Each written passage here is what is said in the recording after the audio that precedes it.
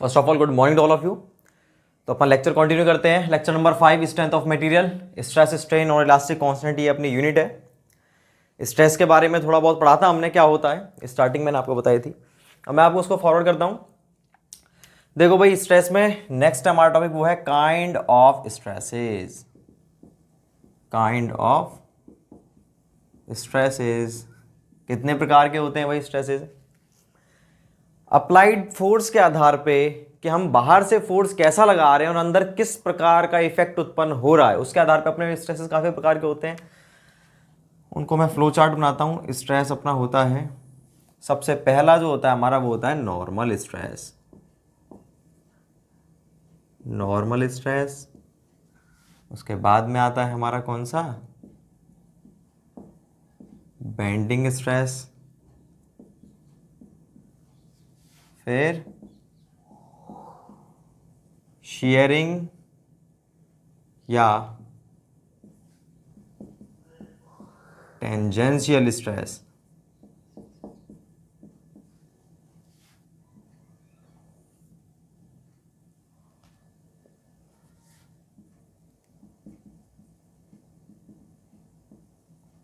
Torsional stress और last है हमारा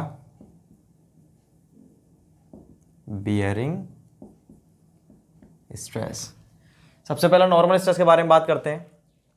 नॉर्मल स्ट्रेस हमारा कौन सा होता है भाई? अगर आप किसी भी सरफेस पर नॉर्मल लोड लगा रहे हो, उस सरफेस के परपेंडिकुलर, नॉर्मल का मतलब क्या होता है 90 डिग्री, किसी भी सरफेस के परपेंडिकुलर अगर आप लोड लगा रहे हो तो उसके कारण जो अंदर स्ट्रेसेस डेवलप होंगे वो कौन से होंगे हमारे? नॉर्मल। कौन से होंगे भाई? अगर आप टेंसल लगाते हो कौन सा है? टेंसल स्ट्रेस उत्पन्न होगा। अगर आप कॉम्प्रेसिव लगा रहे हो तो कॉम्प्रेसिव स्ट्रेस। तो नॉर्मल स्ट्रेस अपने किसके कारण होते हैं?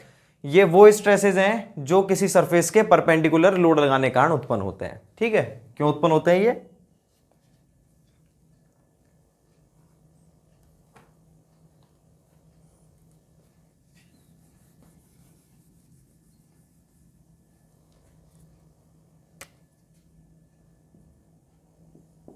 Due to action of load perpendicular to surface. तो ये अपने नॉर्मल लोड कितने? दो हो गए। एक तो भाई होता है कौन सा? टेंसाइल स्ट्रेसेस, और दूसरा कॉम्प्रेसिव। टेंसाइल तो इस लोड के कारण जनरेट होगा अंदर इस प्रकार का, और कॉम्प्रेसिव ये भी भाई नॉर्मल लग रहा है तो ये होगा हमारा कॉम्प्रेसिव स्ट्रेसेस। अब अगर बात करते हैं बेंडिंग स्ट्रेसेस की, बेंडिंग स्ट्रेस कौन से होते हैं? देखो भाई, आपने कोई भी, हमारे पास बीम है, ये बीम सिंपली सपोर्टेड बीम है, इस पर हमने लोड लगा रखा है W किलो न्यूटन पर मीटर। तो इस लोड की वजह से क्या होगा कि बीम जो है टेंड टू बेंड होने की प्रवृत्ति पे है, कि बेंड होने की कोशिश कर रही है। भाई बेंडिंग तो थोड़ी बहुत होगी, बहुत मामूली होती है तो बीम या, लेकिन यहाँ पर समझाने के लिए, दिखाने के लिए क्या है, अपन इसको बहुत ज़्यादा डिफ्लेक्टेड दिखाते हैं, ये नहीं तो आपको दिखेगा ही नहीं। अब देखो यही बीम हमारी बेंड हुई पड़ी रही स्ट्रेट, आपको समझ ही नहीं आएगा, इसलिए थोड़ा बहुत ज़्यादा दिखाया जाता है इसको। तो इस तरह से बेंड हो रही है। बेंड क्यों हो रही है? हम कह सकते हैं, अगर मैं इस बीम का पूरा पूरा सेक्शन बनाऊं तो इस तरह से बनेगा भाई। तो आपको दिख रहा है ये हमारी न्यूट्रल एक्सिस है, तो आपको ऐसा लग रहा है दिखने पर कि इस लोड के कारण ये नीचे बेंड हुई है। पहले पोजीशन क्या थी इसकी? ये पोजीशन थी, लेकिन अब ये बेंड हो गई है। तो न्यूट्रल एक्सिस से ऊपर तो क्या है? ये कंप्रेशन, और नीचे टेंशन। तो हमें मालूम है, हमें क्या दिख रहा है कि लोड के कारण हुई है बेंड। किसके कारण हुई है? लोड के कारण। लेकिन हम ये कह सकते हैं कि ये जो क्रॉस सेक्शन है, ये बीम, आपको बीम का क्या दिख रहा है? आपको इस बीम का, आपको ये सामने दिख रही है ऐसे, क्रॉस सेक्शन तो ये है इस बीम का। तो हम कह सकते हैं कि जब ये बेंड हो जाएगी ना, तो बेंड होने के बाद में ये रही इसकी न्यूट्रल एक्सिस, ये आपको क्या दिख रही है? इसकी न्यूट्रल एक्सिस। बेंड होने के बाद में क्या होगा कि न्यूट्रल एक्सिस से ऊपर तो है कंप्रेशन और नीचे क्या है? टेंशन। तो हम कह सकते हैं कि इस न्यूट्रल एक्सिस से ऊपर कुछ फोर्स ऐसे लग रहे हैं, बिल्कुल जैसे मार्कर डायरेक्शन दिखा रहा हूं मैं आपको, ऐसे दबते हुए दोनों तरफ से। जब मतलब कैसा लग रहा है? कॉम्प्रेसिव। और ये जो अपनी न्यूट्रल एक्सिस है उससे नीचे कैसे लग रहे हैं? ये खिंचते हुए फोर्सेस लग रहे हैं। मतलब अंदर की तरफ क्या हो रहा है? अंदर की तरफ इस बेंड होने के कारण न्यूट्रल एक्सिस से ऊपर तो कंप्रेशन मतलब कॉम्प्रेसिव स्ट्रेसेस, और नीचे क्या हो रहा है? टेंशन।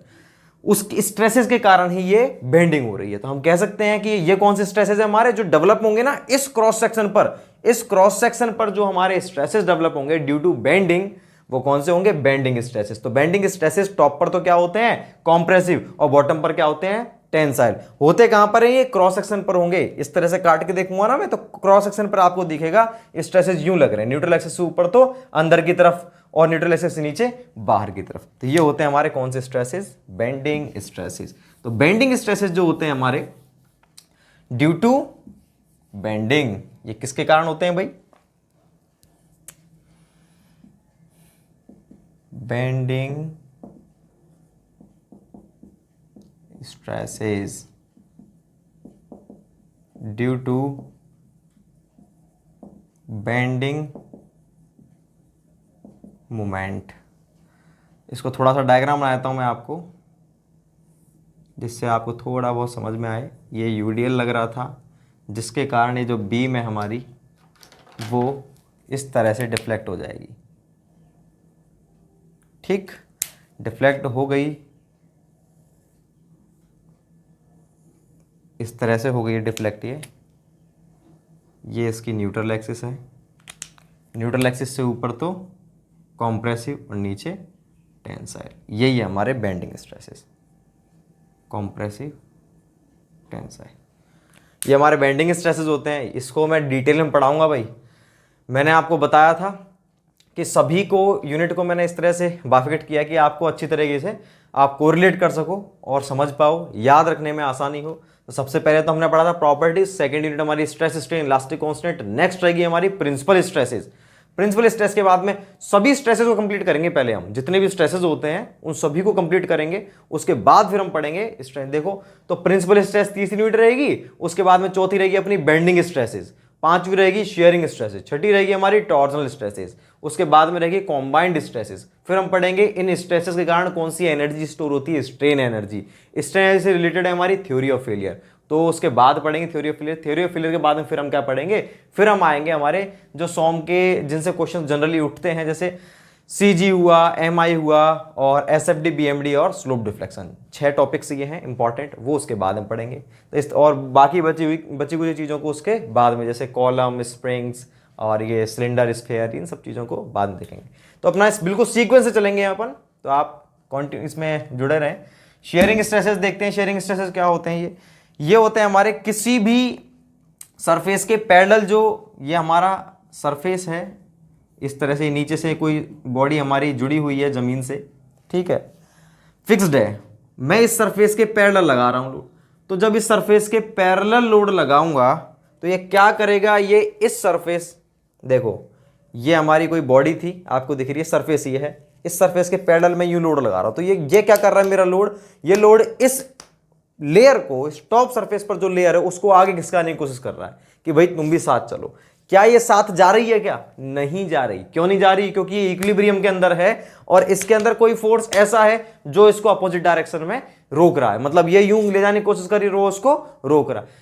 तो वो जो इंटरनल रेजिस्टिंग फोर्स है पर यूनिट एरिया, वही तो हमारा क्या होता है, स्ट्रेस होता है। लेकिन अब वो कैसे रोकेगा, जैसे ये इस सरफेस पे लग रहा है ना, तो वो भी तो इसी सरफेस पर लगेगा, लेकिन कैसे लगेगा, रोकने के लिए इस तरह से लगेगा, ठीक है। ये लग रहा है ऐसे, वो लगेगा इस तरह से लगेगा। बात क्लियर है। जब वो रोकने के लिए ऐसे लगेगा तो लोड अपॉन में एरिया कौन सा होगा जिस पर वो एक्ट कर रहा है, इसी एरिया पर एक्ट कर रहा है, तो लोड अपॉन में सरफेस एरिया, वही क्या होगा हमारा शियर स्ट्रेस। तो अब आप सोच रहे होंगे कि सर शियर स्ट्रेस आप बता रहे हो तो शियर स्ट्रेस तो अपोजिट होंगे, नेचर के अंदर कैसे होंगे, अपोजिट होंगे। जैसे मैंने आपको बताया था टेंसाइल के अंदर बिल्कुल वही कॉन्सेप्ट है, ये अपोजिट नहीं होंगे भाई। टेंसाइल वाले में हमने देखा था ना, इस तरह से बनाया था, फिर हमने ये टेंसाइल लगाए थे, तो रोकने वाले तो कॉम्प्रेसिव होने चाहिए लोड, कॉम्प्रेसिव लोड है तो कॉम्प्रेसिव लोड अपॉन एरिया, इसका मतलब क्या है, कॉम्प्रेसिव स्ट्रेसेस जनरेट होंगे ड्यू टू टेंसाइल लोड। बिल्कुल गलत है, मैंने आपको बताया था।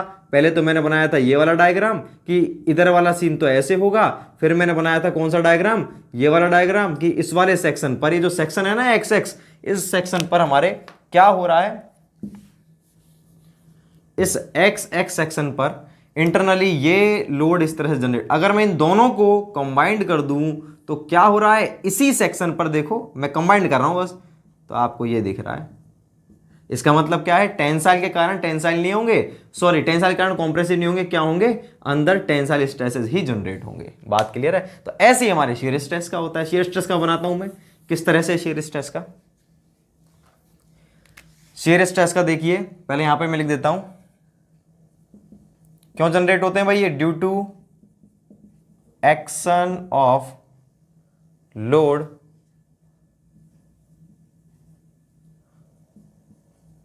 पैरेलल टू सरफेस, सरफेस के पैरेलल। अब देखो ये हमारा बॉटम है और ये इस तरह से मैंने बना दिया। अगर मैं इस सेक्शन को ले रहा हूं एक्स एक्स को, मैंने लोड लगाया है P, तो रेजिस्टेंस फोर्स कैसे जनरेट होगा, इसी को मैं आगे बना देता हूं।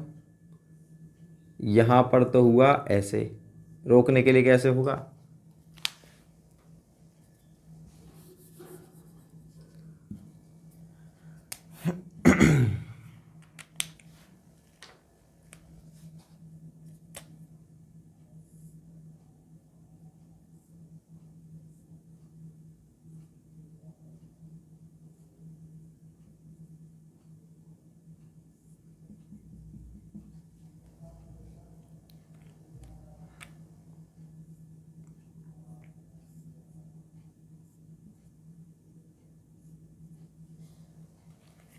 देखो अब आप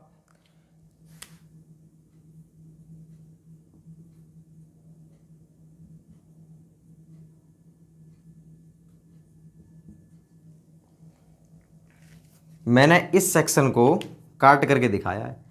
इस सेक्शन पर देखो, इससे ऊपर क्या होगा, P ऐसे लग रहा है तो रोकने के लिए R ऐसे लगेगा, केवल इसकी बात करते हैं, ठीक है, P ऐसे लगेगा और R ऐसे लगेगा। इसी सेक्शन पर ये R ऐसे लग रहा है तो इसके जस्ट नीचे, मतलब ऐसे, ये P लग रहा है, ये लगेगा R, रिएक्शन है, इसके जस्ट नीचे R ऐसे लग रहा है, इसको रोकने के लिए अपोजिट डायरेक्शन में इस वाले नीचे वाले सरफेस पर लगेगा, और उसको रोकने के लिए क्या लगेगा, इस तरह से हमारी रिएक्शन लगेगी। तो देखो इस तरह से आपको दिख रहा है, इसके अंदर भी क्या रहेगा, इस टॉप सरफेस की बात करें तो डायरेक्शन क्या है, देखो सेम है, पी आर इन दोनों को सेम। देखो ऊपर वाला सरफेस जो है, ये वाला सरफेस, इसको मैं रेड लाइन से दिखा देता हूं जिससे आपको अलग से दिख जाए ये, नहीं तो आप कंफ्यूज हो जाएंगे।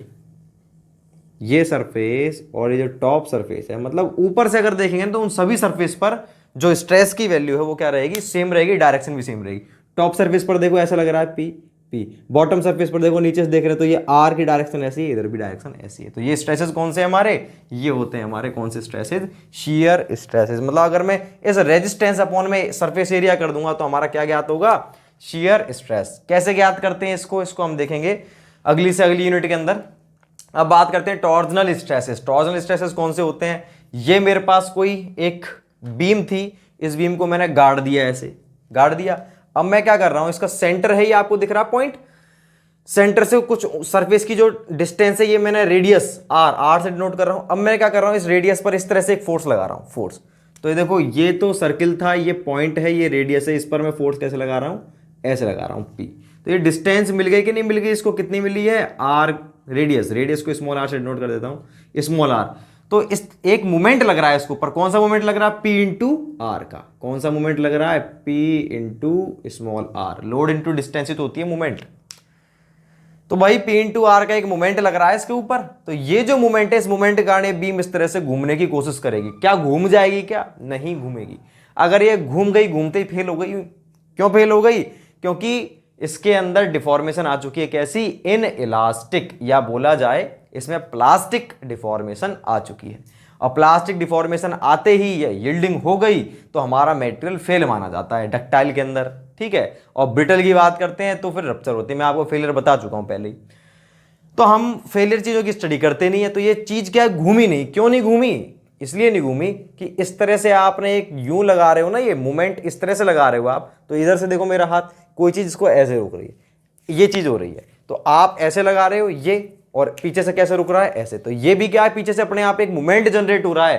कौन सा मूवमेंट जनरेट हो रहा है, ट्विस्टिंग मूवमेंट जनरेट हो रहा है। या आपने लगाया था वो था टॉर्क, और उसके कारण क्या है, ट्विस्टिंग मूवमेंट। उसको अपन टी से डिनोट करते हैं, और उसकी वैल्यू भी किसके बराबर होगी, इसी के बराबर होगी, बिल्कुल बराबर होगी, P इंटू आर के बराबर होगी। उस मूवमेंट के कारण ये जो सरफेस दिख रहा है, इसकी सरफेस की जो लेयर है, पहली लेयर तो ये हो गई, दूसरी हो गई इसके अंदर की, फिर तीसरा, चौथा, पांचवा, छठा, सातवां, इस तरह से। तो इन सरफेस पर क्या लग रहा है? स्ट्रेस। तो ये जो सरफेस पर जो स्ट्रेस लग रहा है उसको हम क्या बोलते हैं? टॉर्जनल स्ट्रेस या फिर ट्विस्टिंग स्ट्रेस बोलते हैं अपन। तो ये क्यों होता है? Due to twisting moment. ये किस चीज के कारण जनरेट होता है भाई? ये जनरेट होता है ट्विस्टिंग मोमेंट के कारण, due to twisting moment, due to twisting moment. अब बात करते हैं हम किस चीज की? बियरिंग स्ट्रेसेस की। बियरिंग स्ट्रेसेस क्यों डेवलप होते हैं? बियरिंग स्ट्रेसेस डेवलप होते हैं जब कोई लोड जो है ना डायरेक्टली मेंबर पर नहीं लग रहा, किसी दूसरे मेंबर के थ्रू लग रहा है। तब क्या होगा? मतलब सरफेस से कांटेक्ट के कारण लोड ट्रांसफर। लोड का ट्रांसफर कैसे होगा?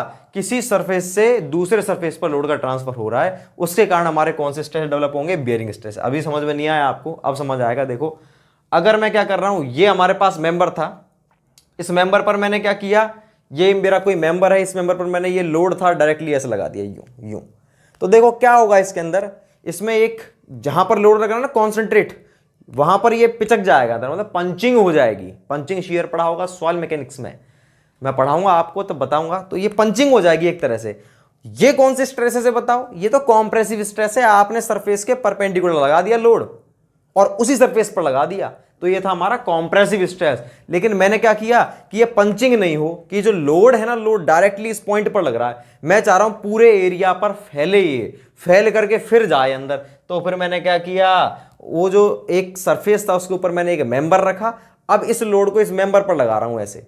बात क्लियर है कि नहीं? तो अब देखो लोड तो वही था सेम, 100 किलोमीटर मान लो एग्जांपल के लिए, लेकिन अब मैंने एक सरफेस लगा दिया, एक कोई बॉडी लगा दी। तो अब लोड का ट्रांसफर कैसे हो रहा है? इस सरफेस से फिर इस सरफेस में। तो अब इस सरफेस पर जो ट्रांसफर होगा, इस वाले सरफेस पर, इस कंप्लीट सरफेस से जाएगा लोड यूं डिस्ट्रीब्यूट होकर के। बात क्लियर है? तो ये जो स्ट्रेसेस थे हमारे, ये कौन से होंगे? Bearing stresses. इन्हीं को अपन क्या बोलते हैं? Bearing stresses. बियरिंग स्ट्रेस की बात करूं मैं, और कहां पर है इसका एग्जांपल अपना, जैसे अपने कोई अपने पास बोल्ट है। बात क्लियर है? ये मेरे पास कोई बोल्ट मैंने इस तरह से डाल दिया, और मैं क्या कर रहा हूं, इस बोल्ट को किसी प्लेट के अंदर डाल दिया। ये हमारी प्लेट थी मान लो, इससे मैंने यहां पर होल किया, होल करके मैंने ये बोल्ट को डाल दिया इस तरह से। ये प्लेट के अंदर बोल्ट डल चुका है। अब क्या होगा कि मैंने क्या किया, लोड लगा रखा है, ऐसे खींच रहा हूं प्लेट को, ये ऊपर से बोल्ट लगा दिया, इन दोनों प्लेट को जोड़ दिया, इस प्लेट को मैं ऐसे खींच रहा हूं। जब मैं इस प्लेट को ऐसे खींचूंगा तो ये जो बोल्ट है ये अंदर की तरफ दबेगा। कहां पर दबेगा? इस प्लेट के अंदर। तो प्लेट के अंदर एक गड्ढा सा हो जाता है। या फिर क्या होगा, अगर मैं ऐसे खींच रहा हूं प्लेट को, देखो ये प्लेट का हिस्सा है, मैं अब इसको तो हाथ को तो प्लेट बना नहीं सकता, आपको एज्यूम करना है।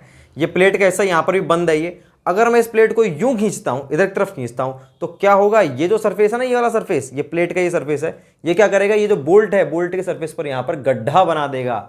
तो वो क्यों बना रहा है? Due to bearing stresses. कैसे? क्योंकि जो लोड है ना इस बोल्ट पर डायरेक्ट नहीं लग रहा। कैसे लग रहा है? लोड तो हम प्लेट पर लगा रहे हैं, प्लेट को खींच रहे हैं ऐसे, प्लेट को खींच रहे हैं, और प्लेट के सरफेस के थ्रू इसके अंदर वो स्ट्रेसेस जा रहे हैं। तो ये स्ट्रेसेस कौन से होंगे? हमारे बियरिंग स्ट्रेसेस। तो बियरिंग स्ट्रेसेस क्यों डेवलप होते हैं? Due to surface contact. ठीक है, दो बॉडीज में कैसे ट्रांसफर होते हैं? Due to transfer of load through surface, due to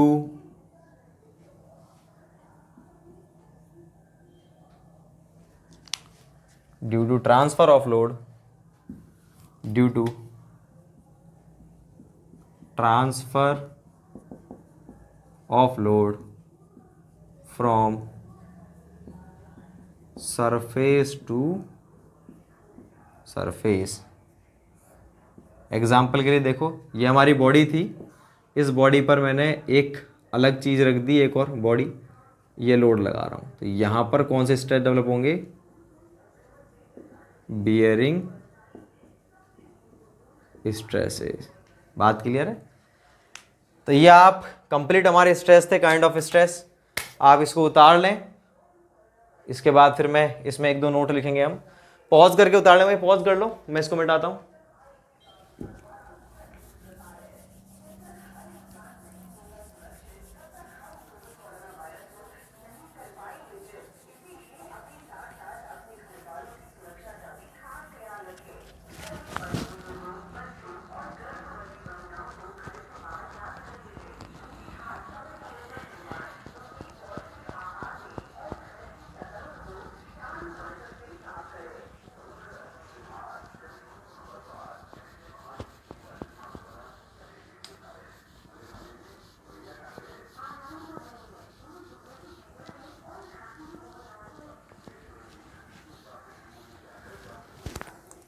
kind of stresses की बात करते हैं अगर हम, इसके नीचे अपन एक नोट डालकर लिखेंगे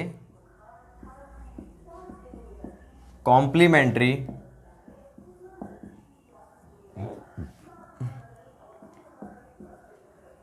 शियर स्ट्रेस। क्या होता है complementary shear stress? Note number 1 है अपना, ये समझना इसलिए इंपॉर्टेंट है, ये स्ट्रेस से रिलेटेड था इसलिए मैंने कहा इसको यहीं पर अपन करवा देते हैं।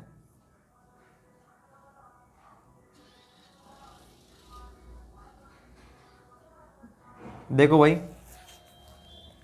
शियर स्ट्रेस को अपन टो से डिनोट करते हैं, टो है ये, टो से अपन डिनोट करते हैं शियर स्ट्रेस को। कोई ये बॉडी है हमारी, इस बॉडी का ये है पॉइंट ए, अंदर बना देता हूं, ए बी सी और डी। इस बॉडी पर जब आप स्ट्रेस लगाओगे, आपने ऐसे लगाया, ये लगाया, तो इसके कारण क्या जनरेट हो गया, नीचे की तरफ एक स्ट्रेस जनरेट हो गया। बात क्लियर है? बिल्कुल वही उसी डायरेक्शन में रोकने के। तो आपने ये अप्लाई किया था, ये अपना जनरेट हुआ है। अब आपने ये दिख रहा है आपको ऐसे, अगर इस तरह से लगेगा ना, तब तो क्या हो जाएगी बॉडी हमारी, डिट्रायरेट इस तरह से आगे खिसक जाएगी बॉडी। तो भाई अगर ये ऐसे ही लगा तो बॉडी तो ऐसे हो जाएगी, और ऐसे होने का मतलब क्या है, डिफॉर्मेशन, यील्डिंग, मतलब फेल हो गया स्ट्रक्चर। फेल की हम स्टडी करते नहीं है, हम तो इक्विलिब्रियम में बनाना है। तो क्या होता है, ये अपने आप स्वाभाविक अंदर क्या होता है बॉडी के अंदर कि कोई ना कोई, लेकिन इस तरह से स्ट्रेस लगाने पर बॉडी जो है ना डिफॉर्म नहीं हो रही। देखो मैं इसके ऊपर स्ट्रेस लगा रहा हूं, बताओ ये पूरा चेंज होगी कि शेप? नहीं हो रही। क्यों नहीं हो रही? नीचे तो जनरेट हो गया अपने आप एक स्ट्रेस, इसके परपेंडिकुलर सरफेस पर इस तरह से सेम अमाउंट का, ठीक है, स्ट्रेस ये यूं जनरेट हो जाता है। ये तो ये जो स्ट्रेसेस जनरेट हुए ना बीसी और एडी पर, इसको रोकने के लिए, और इस डायरेक्शन कैसे, परपेंडिकुलर, ये जो अप्लाइड स्ट्रेस है उसके परपेंडिकुलर 90 डिग्री पर जनरेट हुआ है। ये इनकी डायरेक्शन कैसी है, ऐसी। तो ये इस तरह से घूमने की कोशिश कर रहा था, लेकिन इनको रोकने के लिए क्या है, यूं लग गए। ये आगे ऐसे जाने की कोशिश कर रहे थे ना, ये कैसे जाने की कोशिश कर रहे थे, ऐसे, लेकिन इसको रोकने के लिए कैसे लग गया, इस तरह से लग गया। तो ये क्या कर रहे हैं, फिर से इसको उसी पोजीशन में लेके आ रहे हैं। तो ये अगर इस अकेले को देखोगे आप, तो ये क्या कोशिश करेगा, केवल इस अकेले को देखोगे आप, इस अकेले को देखोगे तो ये क्या कोशिश करेगा, इस तरह से ले जाने की, और इसको देखोगे केवल तो ये कोशिश करेगा ऐसे ले जाने की। तो ये क्या हो गया, पूरा पूरा बैलेंस हो गया। अब ये एज इट इज बना रहेगा, कैसा, स्क्वायर। तो ये जो स्ट्रेसेस डेवलप हुए हैं अप्लाइड स्ट्रेसेस के परपेंडिकुलर डायरेक्शन में, इन स्ट्रेसेस को क्या बोलते हैं हम, इनको बोलते हैं हम कॉम्प्लीमेंट्री शियर स्ट्रेसेस। मतलब ये स्ट्रेसेस अपने आप आए हैं, एडिशनल स्ट्रेसेस, इसको बोलते हैं हम कॉम्प्लीमेंट्री शियर स्ट्रेसेस। अब आप एक लाइन लिख लेंगे इसके अंदर,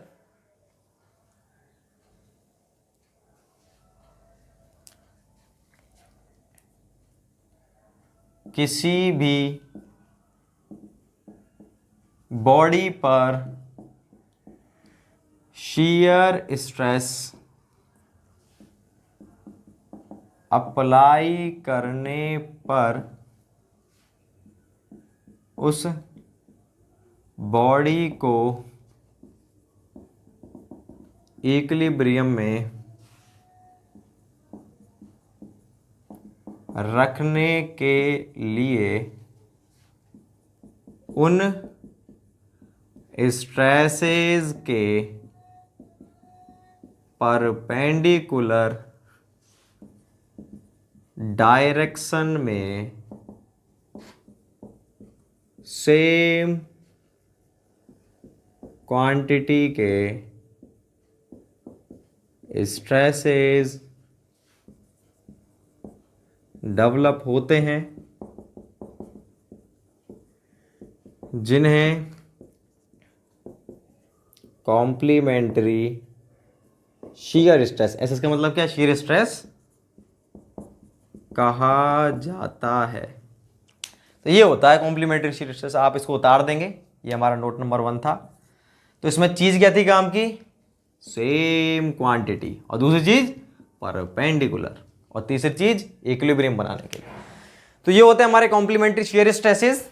इसके बाद एक कॉन्सेप्ट और है इसी से रिलेटेड, वो क्या है हमारा कि state of simple shear, state of simple shear कौन सी होती है ये, इसका मतलब क्या है स्टेट ऑफ सिंपल शियर का, जो हमारी कोई भी बॉडी है उस बॉडी पर आप केवल और केवल शियर स्ट्रेसेस लगा रहे हो, उसके अलावा कोई और लोड नहीं लगा हुआ है, तो उस अवस्था को अपन क्या बोलते हैं, स्टेट ऑफ सिंपल शियर। तो उस लोडिंग को हम बोलते हैं, उस लोडिंग कंडीशन को क्या बोलते हैं, स्टेट ऑफ सिंपल शियर। तो स्टेट ऑफ सिंपल शियर कौन सी होती है, ये जो आपने ऊपर देखी थी यही क्या है हमारी स्टेट ऑफ सिंपल शियर। मतलब आपने शियर स्ट्रेस के अलावा और कुछ भी उस पर अप्लाई नहीं किया, वही क्या होती है हमारी state of simple shear. State of simple shear, इसके अंदर आप काम की चीज क्या है कि स्टेट ऑफ सिंपल शियर के कारण जो हमारे डायगोनल होते हैं ना, उस डायगोनल में, डायगोनल कौन कौन से देखो भाई, दो डायगोनल है यहाँ पे,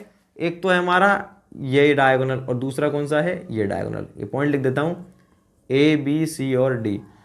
तो इसके कारण क्या होता है स्टेट ऑफ सिंपल शियर में, ये डायगोनल्स है ना, तो एक डायगोनल में तो होती है कंप्रेशन और एक में होती है टेंशन।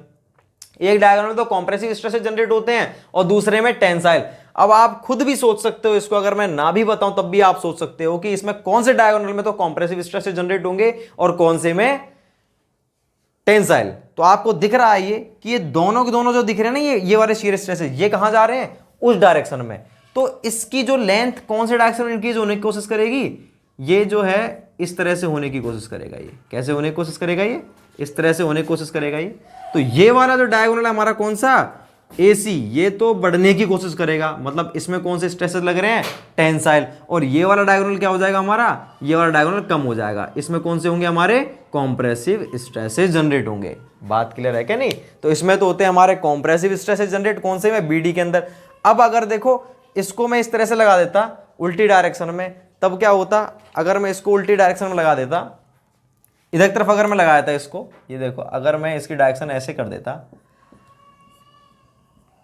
तो ये इस तरह से जनरेट होंगे। ये इस वाले डायरेक्शन में क्या होगा, ये वाला डायगोनल इस तरह से बढ़ने की कोशिश करेगा, ये डायगोनल यूं बढ़ने की कोशिश करेगा, ये वाला डायगोनल, ये वाला। तो टेंसाइल कौन से में होंगे, इस वाले में, और कॉम्प्रेसिव कौन से में होंगे, इसमें। ये वाला घटने की कोशिश करेगा, इस तरह से होते हैं ये। तो ये हमारे स्टेट ऑफ सिंपल शियर है। तो इसका जो अमाउंट होता है ना, जो स्ट्रेसेस जनरेट होते हैं, तो आपको दो चीज याद रखनी है स्टेट ऑफ सिंपल शियर में, दो चीज याद रखनी है कि कौन से में तो टेंसाइल होंगे और कौन से में कॉम्प्रेसिव। आप देख करके बता सकते हो, जहां पर दोनों दोनों ऐसे मिल रहे हैं वहां वो वाला डायगोनल बढ़ने की कोशिश करेगा, मतलब टेंसाइल स्ट्रेस जनरेट हो रहे हैं, और जो शॉर्ट होने की कोशिश कर रहा है उसमें कॉम्प्रेसिव। दूसरी बात क्या याद रखनी है कि उनकी वैल्यू कितनी रहेगी भाई, उन स्ट्रेसेस की वैल्यू इस शियर स्ट्रेस के बराबर ही होगी। चाहे टेंसाइल है तो भी कितनी वैल्यू उसकी, टो के बराबर, और कॉम्प्रेसिव है तो भी उसकी वैल्यू टो के बराबर। ये कैलकुलेट होने पे आया है, फोर्सेस को रिजॉल्व करके, ऑटोमेटिकली नहीं आया। बात क्लियर है क्या नहीं। तो अगर मैं बनाऊं, केवल ऊपर वाले पोर्शन को बनाता हूं ना, इस वाले डायगोनल का अगर मैं बनाता हूं, तो ये जो डायगोनल है ना, इस डायगोनल पर क्या हो रहा है, इस तरह से फोर्स लगेगा, स्ट्रेस लगेगा सिग्मा। ठीक है, ये आपको इसका दिख रहा है, ये सिग्मा। तो सिग्मा जो लग रहा है इसकी वैल्यू किसके बराबर होगी, टो के बराबर होगी। और अगर मैं बात करता हूं कौन से वाले की, इस वाले डायगोनल पे, तो इस वाले डायगोनल पे क्या लग रहा है, इस तरह से लग रहा है ये। और ये कौन सा लगेगा हमारा, ये भी, इसकी वैल्यू किसकी है, सिग्मा बराबर टो। तो ये तो हमारा कौन सा है, देखो ये डायगोनल आपको दिख रहा है, ये वाला डायगोनल है। तो इस डायगोनल पे क्या लगेगा, ये इस वाले डायगोनल पे ये लग रहा है टेंसाइल, बाहर की तरफ यूं। ठीक है, तो उसको मैंने ऐसे दिखाया है। और ये वाला जो डायगोनल दिख रहा है आपको ACD, ये कौन सा है, ACD। तो ये वाला मैंने आपको AC दिखाया है। AC पर, AC वाले सरफेस पर तो क्या होगा, ये अंदर की तरफ, ये टेंसाइल नहीं है भाई, ये टेंसाइल नहीं है। ये देखो ऐसे लग रहा है, ये इस तरह से तो लगेगा इस वाले सरफेस पर, ये खिंचेगा ना, ये कॉम्प्रेसिव लगेगा। ये वाला DB जो है ये दबने की कोशिश करेगा। तो अगर मैं इसको सरफेस पर दिखाऊंगा तो सरफेस पर मेरे को ये अपोजिट दिखाना पड़ेगा, सरफेस पर अपोजिट दिखाना पड़ेगा। तो इन दोनों की वैल्यू कितनी रहती है हमारी, सिग्मा बराबर टो के बराबर रहेगी। तो इन दोनों में ही, एक में तो कॉम्प्रेसिव जनरेट होता है और दूसरे में टेंसाइल। तो इनकी अपन वैल्यूज लिख लेते हैं भाई, इसी के अंदर दिखाता हूं मैं। ये तो होगा सिग्मा टेंसाइल, इसकी वैल्यू भी कितनी है, टो। और ये वाला कौन सा है हमारा, ये वाला है हमारा, ये वाला है हमारा बड़ा डायग्राम बना देता हूँ, आपको दिखने में दिक्कत हो रही होगी, मैं इसको थोड़ा सा बड़ा बना देता हूँ।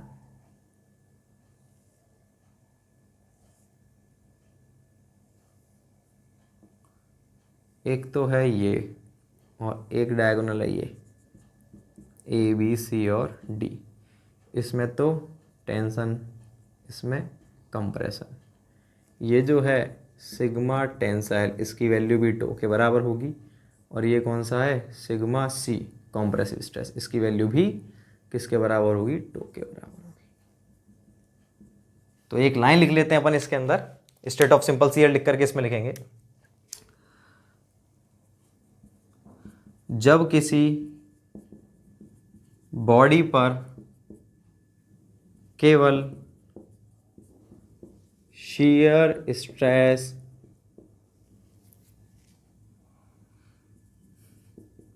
अप्लाई होते हैं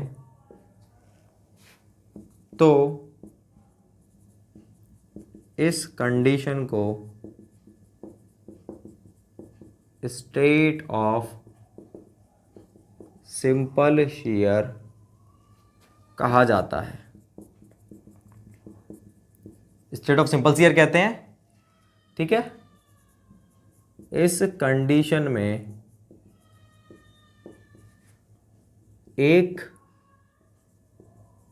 डायगोनल पर टेंसाइल व दूसरे पर कॉम्प्रेसिव स्ट्रेस डेवलप होते हैं। नीचे स्पेस नहीं तो आपको लिखेंगे डेवलप होते हैं, जिनकी वैल्यू अप्लाइड शियर स्ट्रेस के बराबर होती है, जिनकी वैल्यू अप्लाइड शियर स्ट्रेस के बराबर होती है। तो दोनों पॉइंट आप लिख लेंगे, state of simple shear, complementary shear stress. उतार लिया भाई, इसको पॉज करके उतार ले, मैं मिटा रहा हूं। अब हम पढ़ते हैं इसके बाद में स्ट्रेन के बारे में। स्ट्रेन क्या होता है, ये हमारे स्ट्रेसेस के बारे में था, अब हम पढ़ेंगे स्ट्रेन के बारे में।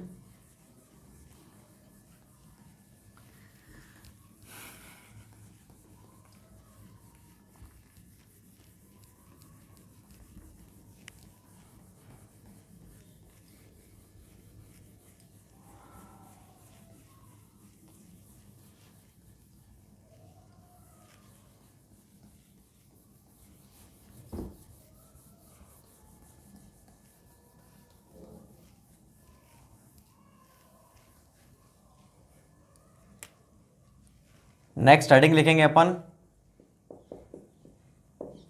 स्ट्रेन। क्या होता है स्ट्रेन, मैंने आपको बताया था किसी भी बॉडी पर अपन लोड लगाते हैं तो लोड को तो किसके टर्म में, किसके रूप में दर्शाया जाता है, स्ट्रेस के रूप में। और उस लोड के कारण क्या उत्पन्न हो रही है, डिफॉर्मेशन, डेल्टा एल। और डिफॉर्मेशन को किसके टर्म में दर्शाया जाता है, स्ट्रेन के रूप में। तो देखो भाई क्या चीज है हमारी, ये सिग्मा है, ये एप्सिलॉन है, मैं आपको बता चुका हूं, ये इसे भी नोट करते हैं। तो स्ट्रेस हमारा लोड ही होता है, स्ट्रेन हमारा डिफॉर्मेशन होता है, बस और कुछ नहीं है ये।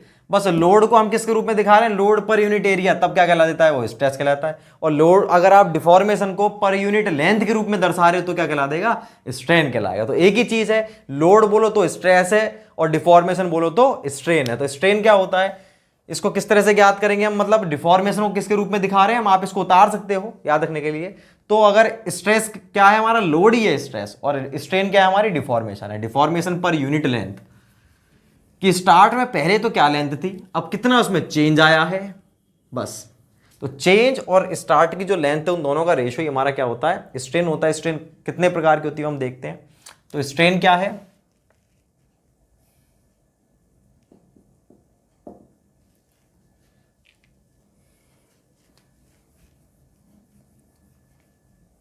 इसमें लिखेंगे किसी भी बॉडी में, किसी भी बॉडी पर लोड लगाने पर डिफॉर्मेशन उत्पन्न होता है जिसे स्ट्रेन के रूप में दर्शाते हैं। अब लिखेंगे स्ट्रेन क्या है।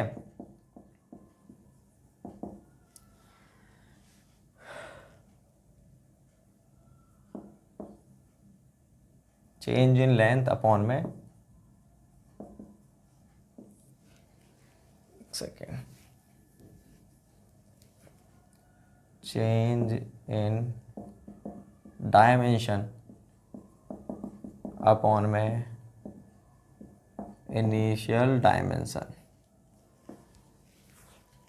अब चेंज इन डायमेंशन मतलब हमारी लेंथ भी हो सकती है, डायमीटर भी हो सकता है, विड्थ भी हो सकती है, हाइट भी हो सकती है। तो जिस भी चीज में चेंज हो रहा है ना वो डायमेंशन तो ऊपर लिखेंगे। और इनिशियल डायमेंशन क्या थी, वो डेल्टा एच बाई एल बोलो, डेल्टा एल बाई एल बोलो, या डेल्टा एच बाई एच बोलो, डेल्टा डी बाई डी बोलो, डेल्टा बी बाय बी बोलो। तो ये सारी चीज क्या हमारी स्ट्रेन होती है। तो स्ट्रेन की यूनिट क्या होगी भाई ऊपर भी लेंथ आ रहा है, नीचे भी लेंथ आ रहा है, तो यूनिट क्या हो गई इसकी, unit less. But practically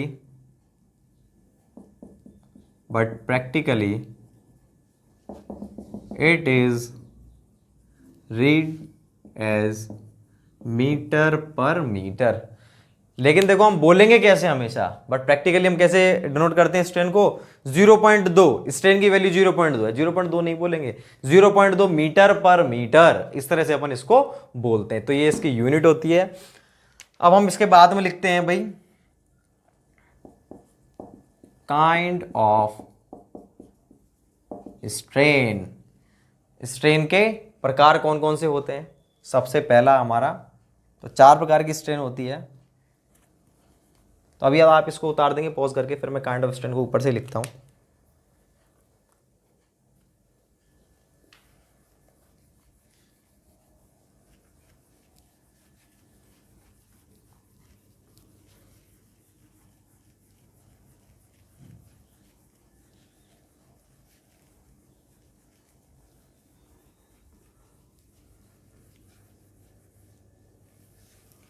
first of all अब लिखेंगे हम इसके अंदर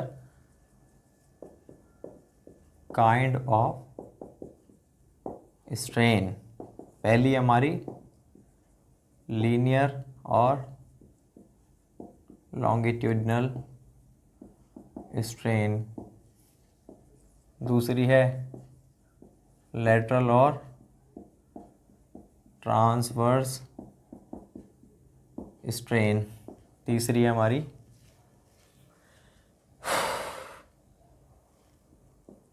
शीयर स्ट्रेन, और चौथी है वॉल्यूमेट्रिक स्ट्रेन। भाई ऐसे तो सारी स्ट्रेन होती है हमारी, बेंडिंग स्ट्रेन भी होती है, शीयर स्ट्रेन, टॉर्जनल स्ट्रेन, लेकिन हमारी तो काम की केवल ये 4 हैं। तो सबसे पहली अपन लिखेंगे कौन सी, लीनियर या लॉन्गिट्यूडिनल स्ट्रेन।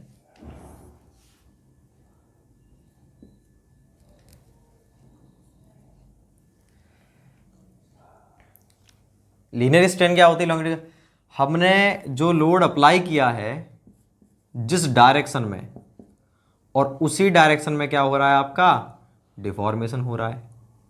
तो इस प्रकार प्राप्त हुई जो हमारी स्ट्रेन है वो क्या कहलाती है, लॉन्गिट्यूडिनल। तो ये कौन सी स्ट्रेन होगी हमारी, लॉन्गिट्यूडिनल। क्यों, इसमें आपको केवल क्या देखना है, डिफॉर्मेशन की डायरेक्शन, लोड की डायरेक्शन। डिफॉर्मेशन और लोड दोनों की डायरेक्शन अगर सेम है तो प्राप्त स्ट्रेन क्या होती है हमारी, लीनियर स्ट्रेन होती है, लॉन्गिट्यूडिनल। इसको एक्सियल भी बोलते हैं, इसको एक्सियल स्ट्रेन भी बोलते हैं, क्योंकि ये एक्सिस के अलोंग हो रही है, एक्सियल स्ट्रेन। तो लीनियर स्ट्रेन या लॉन्गिट्यूडिनल, और इसको भी हम एक्सियल बोलेंगे क्योंकि ये दूसरी एक्सिस के अलोंग होती है। तो आपको केवल क्या देखना है कि लोड की डायरेक्शन और स्ट्रेन की, स्ट्रेन मतलब डिफॉर्मेशन, डेल्टा लिख दिया, डिफॉर्मेशन डायरेक्शन। अगर दोनों की डायरेक्शन क्या है, सेम है, तब तो क्या कहलाएगी हमारी वो लीनियर या लॉन्गिट्यूडनल की लॉन्गिट्यूडनल एक्सिस के पैरेलल है, तब तो हमारी लीनियर या लॉन्गिट्यूडनल होगी। अगर इसको बढ़ा रहे हैं तब भी घटा रहे हैं, तब भी घटा रहे हैं, तो शॉर्ट हो रही है, तो शॉर्ट वाली डिफॉर्मेशन मैंने चेंज ही तो लिखा है, चेंज तो हमारा प्लस भी हो सकता है माइनस भी हो सकता है। अगर आप कॉम्प्रेसिव लगा दोगे तब भी ये इसी डायरेक्शन में तो घटेगा, इस डायरेक्शन में तो घटेगा। देखो जिस डायरेक्शन में ये लोड लगा हुआ है, इस तरह से लोड लगा हुआ है, उसी डायरेक्शन में ये घट रहा है, तो हमारी कौन सी होगी, तब भी वो हमारी कौन सी होगी, लीनियर या लॉन्गिट्यूडनल स्ट्रेन। और लेटरल कौन सी होती है, लेटरल का मतलब होता है परपेंडिकुलर। लेटरल का मतलब क्या होता है, एक्सिस के जो हमारी मेन एक्सिस है, मेजर एक्सिस के परपेंडिकुलर जो एक्सिस होती है, वो जो डायरेक्शन होती है हमारी लेटरल डायरेक्शन या ट्रांसवर्स डायरेक्शन।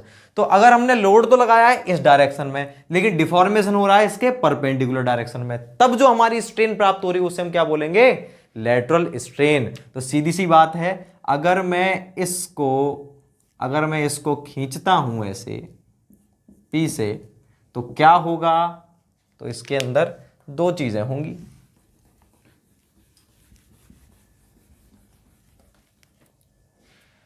इसका डायग्राम कैसा बन जाएगा, इसका डायग्राम बन जाएगा इस तरह से कि ये तो था हमारा ओरिजिनल, ठीक, और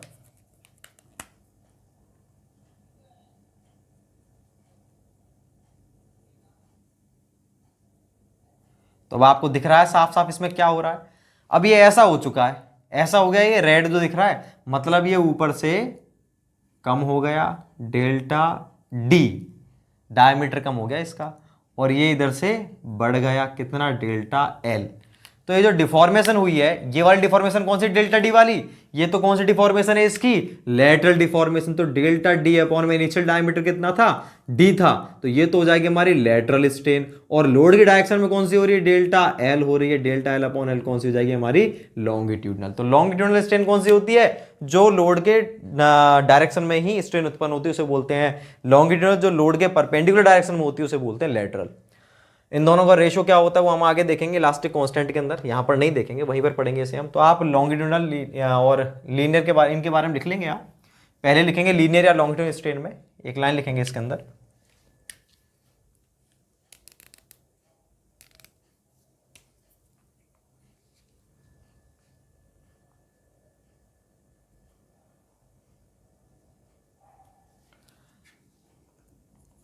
जब किसी सरफेस पर लोड लगाया जाता है तो उस लोड की डायरेक्शन में डिफॉर्मेशन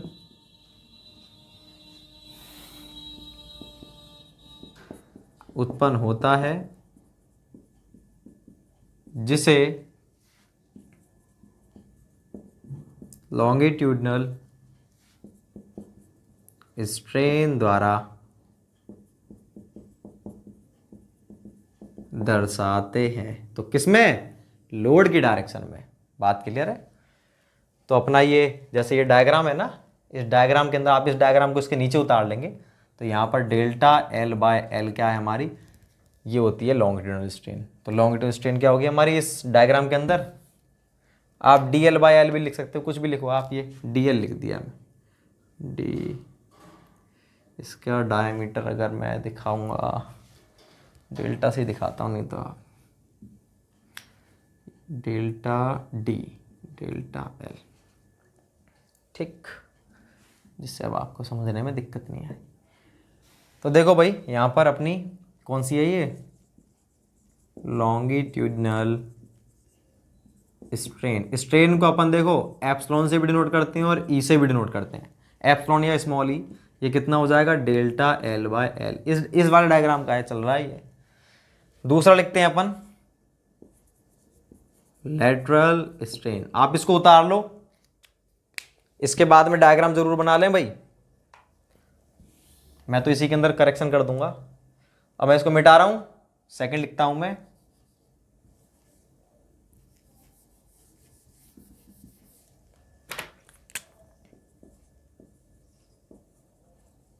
लेटरल या ट्रांसवर्स स्ट्रेन, इसके बारे में लिखता हूं मैं।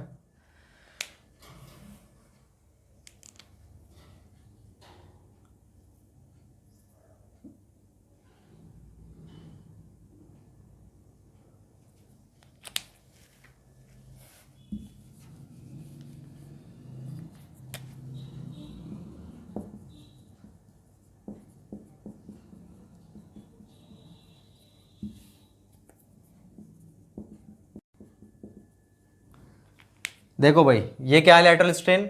जब किसी सरफेस पर लोड लगाया जाता है तो उस लोड के परपेंडिकुलर डायरेक्शन में डिफॉर्मेशन उत्पन्न होता है, जिसे किसके द्वारा, जिसे लैटरल स्ट्रेन द्वारा दर्शाते हैं। बात क्लियर है।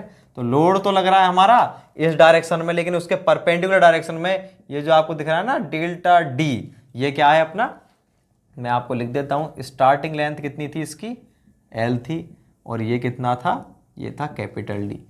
तो इसको अपन क्या बोलते हैं, इसको अपन बोलते हैं लेटरल स्ट्रेन, इसको बोलते हैं लेटरल स्ट्रेन।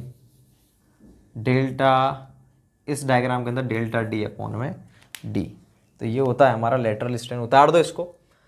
तो लॉन्गिट्यूडल क्लियर है, लेटरल क्लियर है। लेटरल स्ट्रेन को किस तरह से निकाला जाता है वो अपन देखेंगे आगे। एक चीज का यूज करते हैं अपन, इसको मिटा रहा हूं मैं, पॉज करके उतार लें। तीसरा लिखेंगे शियर स्ट्रेन।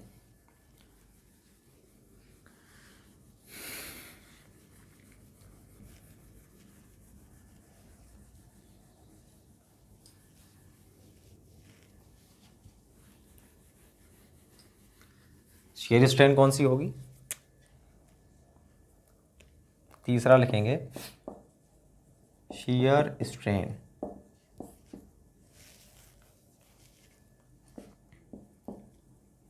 शियरिंग फोर्सेस के कारण उत्पन्न डिफॉर्मेशन को शियर स्ट्रेन द्वारा दर्शाते हैं। और शियर स्ट्रेन को अपन फाई से डिनोट करते हैं। बात क्लियर है। क्या होती है, इधर देख लो आप डायग्राम, ये डायग्राम है, ये मेरे पास कोई बॉडी थी जिस पर ये शियर स्ट्रेस लग रहा है टो, ये है ए बी सी और टी। जैसे ही टो लगा, इस टो के लगने के कारण ये जो बॉडी है ये कैसी हो जाएगी,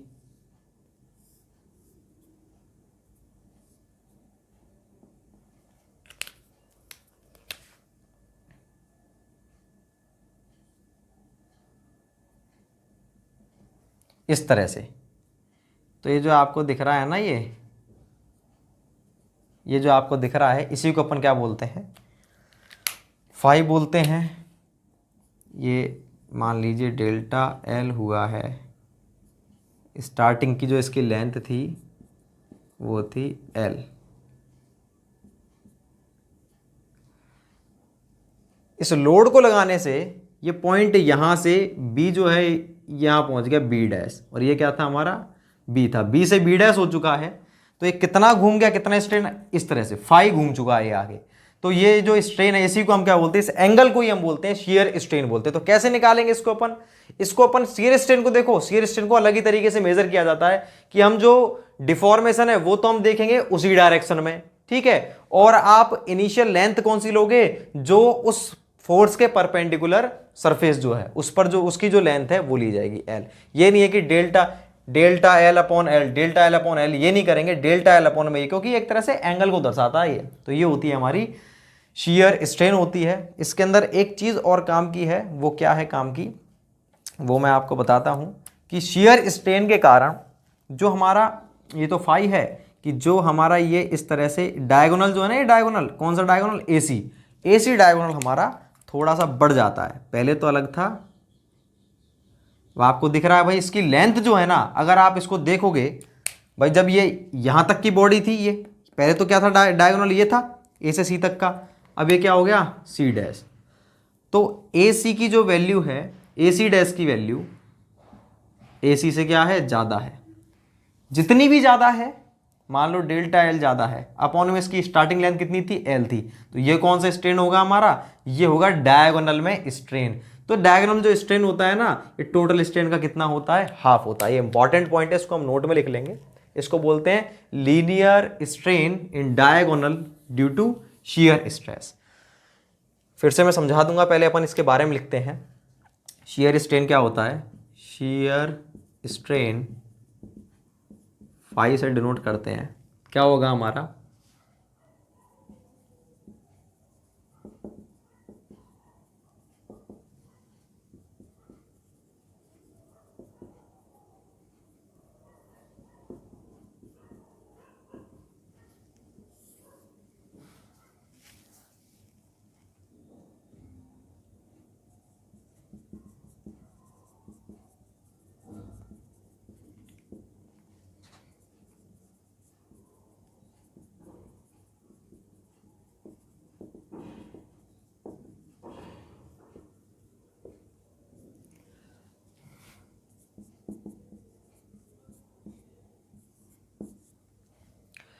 तो भाई हमारी शियर स्ट्रेन क्या है, फाई से डिनोट करते हैं चेंज इन लेंथ, इसको अच्छे समझेंगे, change in length parallel to force. Force के पैरेलल जो है उसमें कितना चेंज हो रहा है, डेल्टा एल, डेल्टा एल लिख दिया मैंने, अपॉन में initial length of surface perpendicular to force. Initial length of surface, initial length of surface perpendicular, कौन से सरफेस की, जो परपेंडिकुलर है फोर्स के, फोर्स ऐसे लग रहा है, उसके परपेंडिकुलर कौन सी है लेंथ, ये इस वाले सरफेस की लेंथ है इनिशियल, उसको कैसे नोट किया मैंने, एल से। ये होती है हमारी शियर स्ट्रेन। तो शियर स्ट्रेन इस तरह, इसके बाद हम एक नोट और लिखेंगे, नोट में क्या लिखेंगे, linear strain of diagonal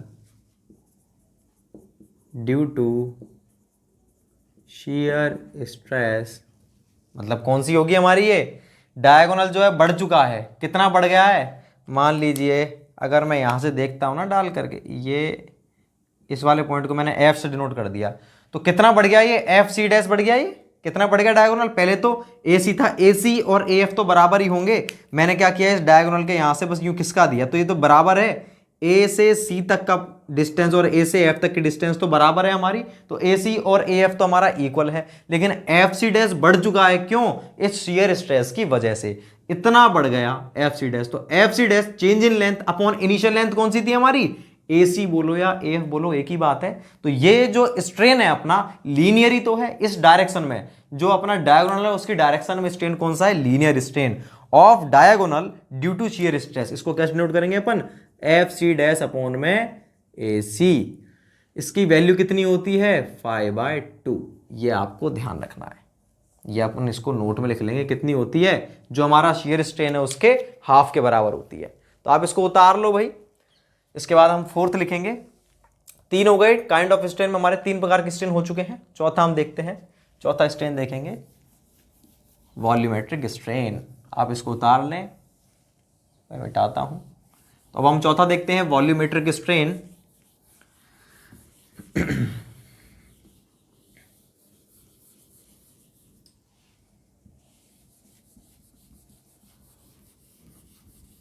volumetric strain क्या होगा, वॉल्यूम में कितना चेंज हो रहा है, तो चेंज इन वॉल्यूम अपॉन में इनिशियल वॉल्यूम, यही क्या होता है हमारा वॉल्यूमेट्रिक स्ट्रेन।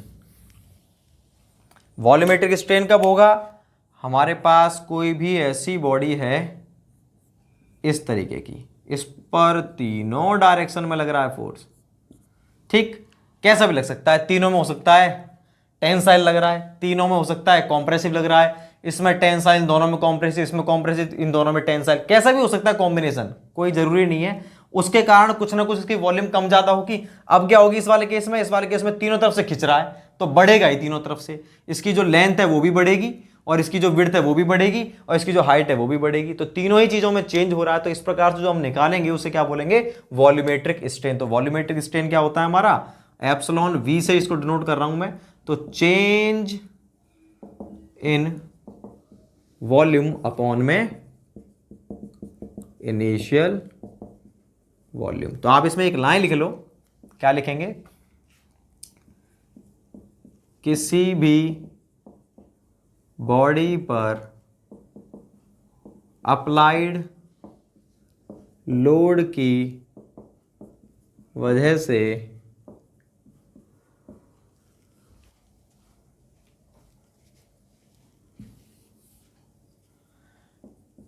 तीनों डायरेक्शन में डिफॉर्मेशन होता है, जिससे उसकी वॉल्यूम में चेंज आता है, जिसे वॉल्यूमेट्रिक स्ट्रेन द्वारा दर्शा दिए भाई वॉल्यूमेट्रिक स्ट्रेन के द्वारा। ये होता है, अब इसको आप उतार दो। तो अपने स्ट्रेस भी कंप्लीट हो गया, स्ट्रेन भी कंप्लीट हो गया। अब इन दोनों के जो इफेक्ट होते हैं ना, मतलब हम किस तरह से किसी बॉडी में डिफॉर्मेशन को निकालें, स्ट्रेन को निकालें, वो हम देखेंगे डिफरेंट। तो उससे रिलेटेड एक दो हमारे पास लॉज हैं, पहले उनको पढ़ना जरूरी है। सबसे पहले अपन पढ़ेंगे हुक्स लॉ। रॉबर्ट हुक ने दिया था ये, तो आप पहले इसको उतार लें, मैं इसको मिटाता हूं। इसके बाद में हम लिखेंगे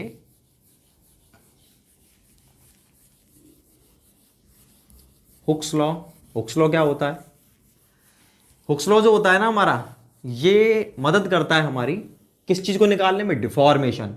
मैंने आपको बताया था स्ट्रेन और डिफॉर्मेशन अलग अलग चीज नहीं है, एक ही चीज है। अगर आपको स्ट्रेन पता है, एप्सिलॉन पता है, तो आप क्या निकाल सकते हो? डिफॉर्मेशन। डिफॉर्मेशन पता है तो आप strain. Deformation per unit length ही तो स्ट्रेन होती है। स्ट्रेन दे रखा है तो स्ट्रेन को अगर मैं लेंथ से गुणा कर दूंगा तो डिफॉर्मेशन। डिफॉर्मेशन क्या क्या हो सकती है हमारी? ये इलोंगेशन हो सकता है। डिफॉर्मेशन कैसी हो? ये बढ़ा रहा है हमारी लेंथ को, तो मतलब इलोंगेट कर रहा है, तो उस डिफॉर्मेशन क्या बोलेंगे? इलोंगेशन। शॉर्टनिंग, शॉर्टनिंग मतलब घटा रहा है, तो उस डिफॉर्मेशन को बोलेंगे हम शॉर्टनिंग।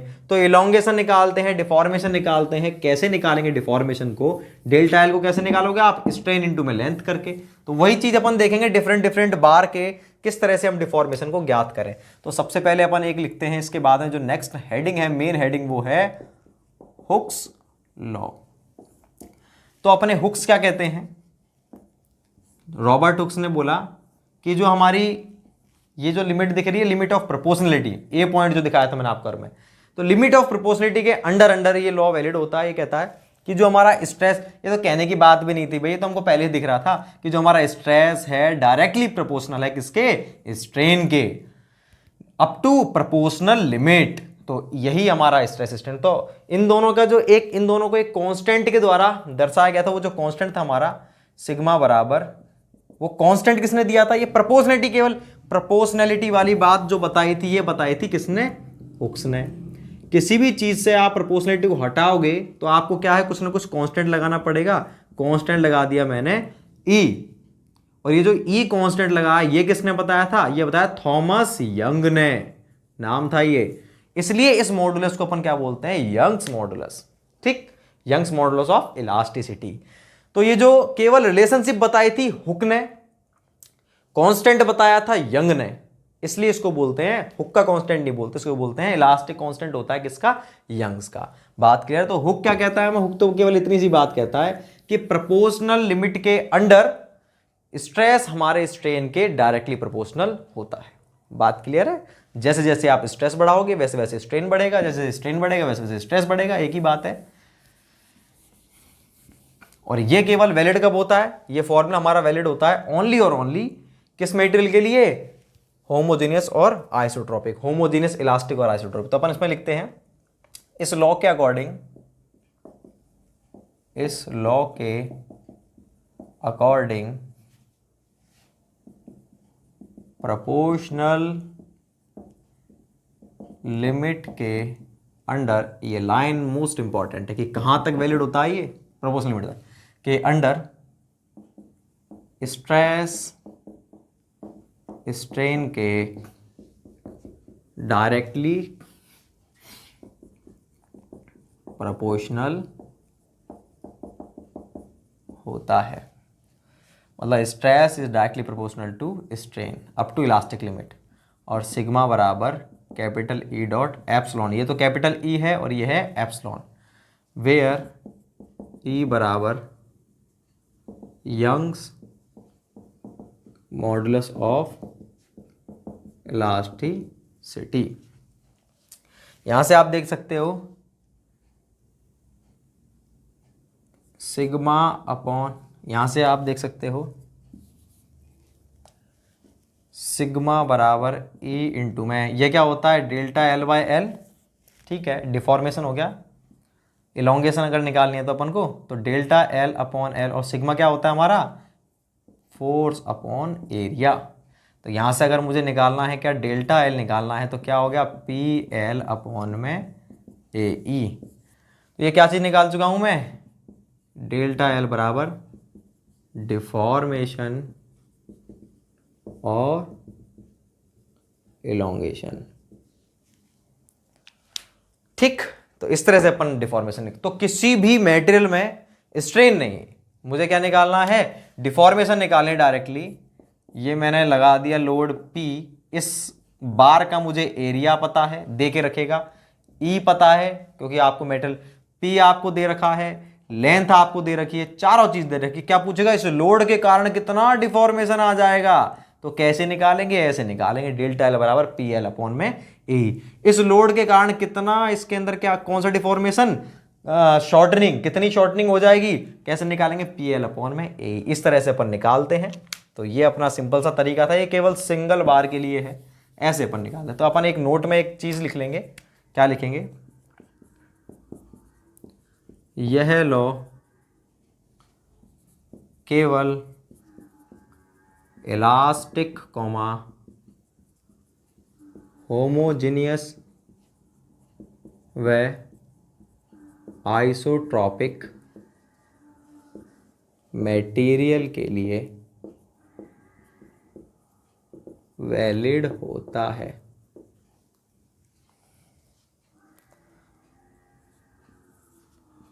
यह लॉ